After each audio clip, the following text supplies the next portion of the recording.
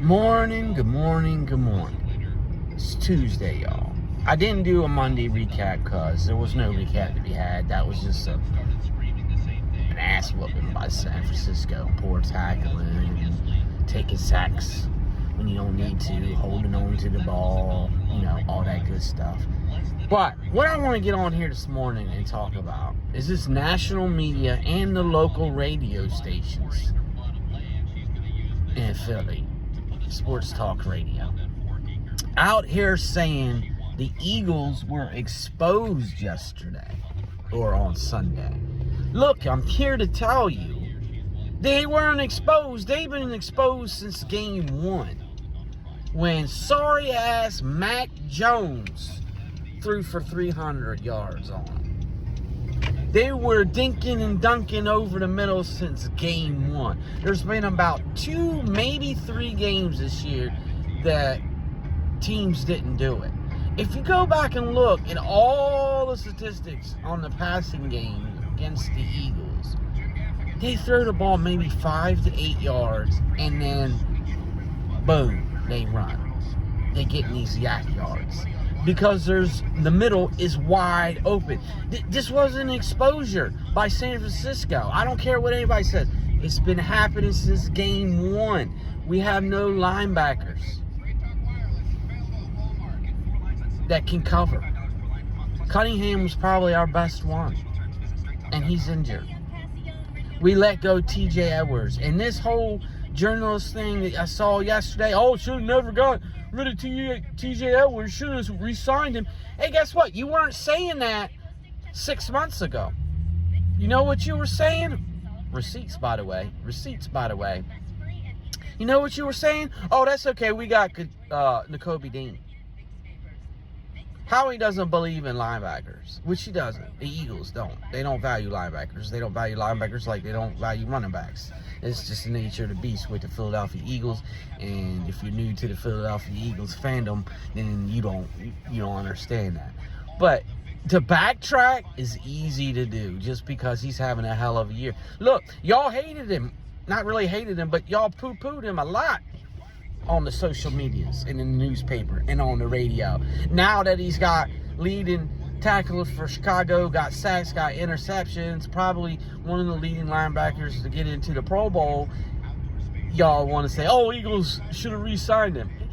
Y'all are so fake, man. So fake. A lot of us real fans were saying we couldn't get rid of TJ Edwards last year. But now y'all want to make like y'all know it all. Y'all think you know it all. That's why I'm blocked by 3 or 4 of them, because they don't like what I say in their comments. They get butthurt, but yet they'll talk to bots. They got like 3 followers to get their rocks off. That's how they do. They'll talk to people that have like no tweets, just joined last month, and they'll sit there having a conversation back and forth with them. But when there's a real person on there, then they know they'll clap back, block, because they got feelings. Nothing more than feelings. But let's get back to this exposure by the San Francisco 49ers. San Francisco 49ers whooped that ass. No ifs, ands, and buts about it. They talked the talk and walked the walk. Eagles didn't show no heart. And I'm not blaming it on this, but the Eagles did play 3 games in 13 days, and San Francisco had 10 days off.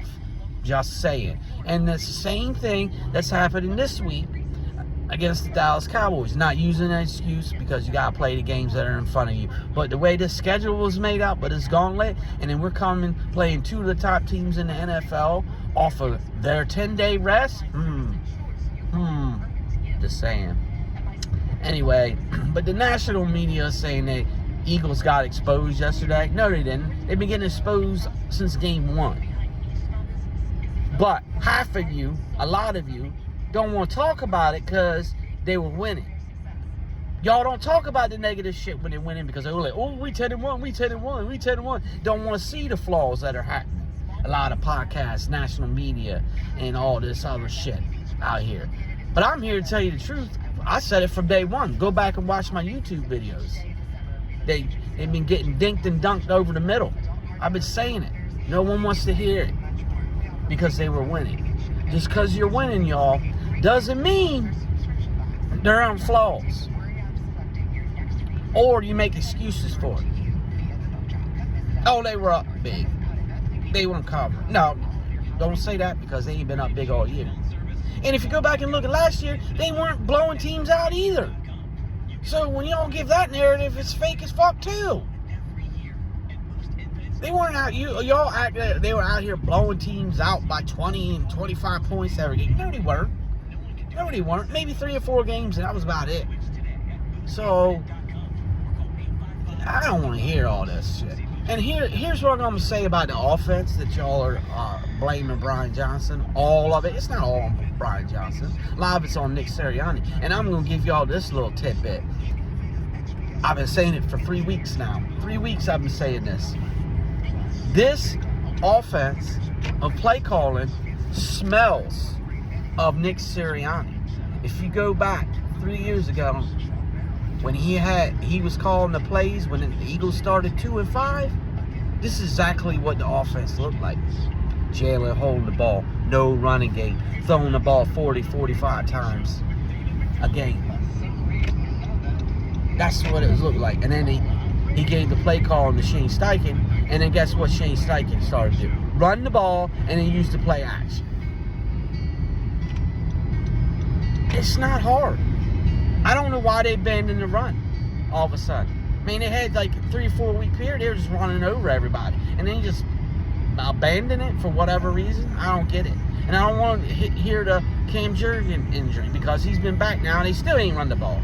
And why is Gainwell getting more touches than fucking Swift? Is Swift injured? Something we don't know about? Is he in the doghouse or something? Because he fumbled that one time? I don't think so. I don't think he's in the doghouse, but I don't know why he's not getting touches. I like Boston Scott, but he shouldn't be getting touches over Swift. Swift is a playmaker in the backfield, in the run game and the pass game. And you don't want to feature it. It's got to stop, man. That's another play, especially when Dallas Goedert's not in, because he's injured. I don't get this play call. And the side, stop playing so far back, man. Stop playing so far back. 10 yards off. Slay and Bradbury are not off the ball. They are bump and run guys. Here's where the game changed, y'all. Y'all keep saying the game changed a little later after the first touchdown. No, it didn't. Here's where the game changed. Two straight 3-and-outs, right? They get the ball on the 15-yard line. Get a false start. 2nd and 15, right? Well, it's 1st and 15, and then Eagles stop them. It's 2nd and 15. They're playing fucking 10 yards off the ball at their own 10-yard line. Eagles, at the San Francisco's own 10. They're playing 10 yards off. They get a pass to Ayuk on Darius Slay for 12 yards. 3rd and 3. Boom. Bing, bam, boom. Started picking them apart because they didn't bring any pressure. On 2nd and 15, they playing off coverage. You can't do that against San Francisco. That's all they do. They go 5 to 10 yards and turn around. If you go back and look at Purdy, he don't beat many people deep. He can throw the ball deep, yeah, but a lot of his passes are 5 to 10 yard range, and then they get the yak yards. That's why, what was it, 215 yards of yak yards on Sunday? God, you gotta be better, man. And here's the thing, y'all all getting giddy and yeah, we got Leonard, yeah. But there's more problems than just getting a linebacker in here. A lot more. And one player can't solve a defense. You got Byard. Where's Byard been at? He's supposed to be all-world safety. Excuse me. There's tons of issues on this defense. I think the offense is going to be okay. It's just got to be better play calling. Got to mix in the run. Got to be more balanced, man. And just not. In this game Sunday, if you do the same thing, come out in the same defense as you come out every week, once again, Dak Prescott's going to pick you apart. He picks you apart in the second half. They couldn't get in the end zone. He stepped out of bounds on a 2-point conversion, and the knee came down on the first or 3rd and goal or 4th and goal. The knee came down before the ball crossed the line. So don't act like Dak didn't pick you apart. Dak picks you apart, and if you went back and watched my previous week, but before the first Dallas game, I said if shit didn't change, CeeDee Lamb and Dak are going to kill you. And what they do? Killed you. And now they got Brandon Cooks going. Run. They don't run that often. They don't run that often. But when they do, they run it fairly well. But look, I think this is funny. They fired Kellen Moore, right? Why they fire Kellen Moore when it came out? Oh, they passed the ball too much. They need to mix in the run. Kevin McCarthy's going to call the plays, right? This is hilarious. This is hilarious to me. Motherfucker's still slinging the ball around. So Kellen Moore was the scapegoat instead of McCarthy. Just my opinion. But anyway, Eagles, you got to be better, man. You got to be fucking better. This defense has got to do something. They're like 32nd in the league on third down. They're like 24th in the league in points given up. Can't stop anybody. Or 32nd in the league on third down, I think it is. Can't stop anybody. It don't matter if it's 3rd and 15 or 3rd and 3. Can't stop anybody. The blueprint was made. I said it. Go back and watch my video after the New England game, the first game of the season. Go back and see what I said. I said Bill Belichick just made the blueprint on how to beat the Philadelphia Eagles. Go back and watch it. If you don't believe me, go back and watch it. I said Belichick just made the blueprint on how to beat the Philadelphia Eagles. Stating facts, y'all. So this narrative that the Eagles were exposed by the San Francisco 49ers, no, they weren't. They've been exposed since week 1, and no one wants to talk about it. I've been talking about it since then. So anyway, guys, thanks for listening to my my rant. I didn't do a recap yesterday just because I didn't fucking feel like it, to be honest with you. Anyway, you guys have a good Tuesday. Until next time, take care, love one another, and as always, fuck you trolls, deuces, go birds.